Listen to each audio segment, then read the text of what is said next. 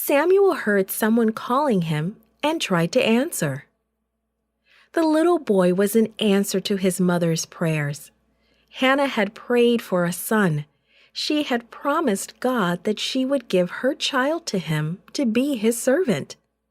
And so it was that she took her little boy Samuel to live with priest Eli in the tabernacle. Samuel was very helpful and was like a son to Eli. Samuel became a joy and a delight for the old priest, and Samuel loved the old man. In those days, the Lord did not speak directly to people very often, but God would soon speak to Samuel in a most unusual way. Eli's eyesight was failing. He was almost blind, and he really needed Samuel's help. One night, Eli and Samuel had gone to their rooms and were about to fall asleep when suddenly Samuel heard a voice calling, "Samuel!" Samuel sat up with a start. A lamp still burned nearby. Did Eli need him? Samuel got up and went to Eli's room. "Here I am," he said to Eli.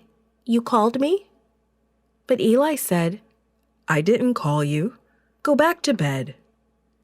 Samuel quietly returned to his bed. "I'm sure Eli called," he may have thought as he closed his eyes. Again Samuel heard a voice, "Samuel! Samuel!" The boy sat up and looked around. Then he scurried out of bed and dashed to Eli's side.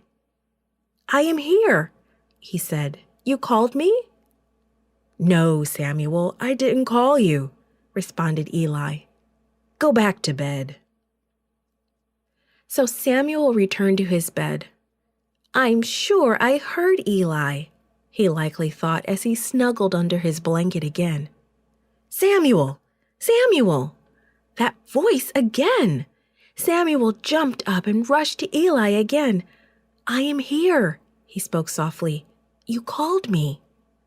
"No," Eli answered. "I didn't call you." Then Eli realized that the Lord must be speaking to Samuel. So he told Samuel, "Go to bed. If he calls you again, say, 'Speak, Lord. I am your servant, and I am listening.'" This time when Samuel heard the voice call him, "Samuel! Samuel!" he answered as Eli had told him, "Speak, for your servant is listening." Then the Lord said, "I am going to do something that will shock those who hear it. I will do to Eli and his sons everything I have promised, because his sons have done terrible things." Samuel was shocked. He probably didn't sleep much the rest of the night. In the morning, he went quietly about his duties. He was afraid to tell Eli what God had said. But soon Eli approached Samuel and asked, "What did the Lord say to you? Don't hide it from me, Samuel." So Samuel revealed all that the Lord had said, and Eli knew that God had made Samuel his messenger. God gave Samuel the first of many messages Samuel was to deliver to God's people in the years to come.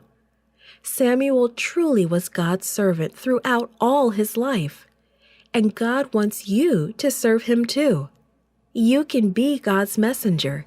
You can share with others what God says as you learn more of his word, the Bible.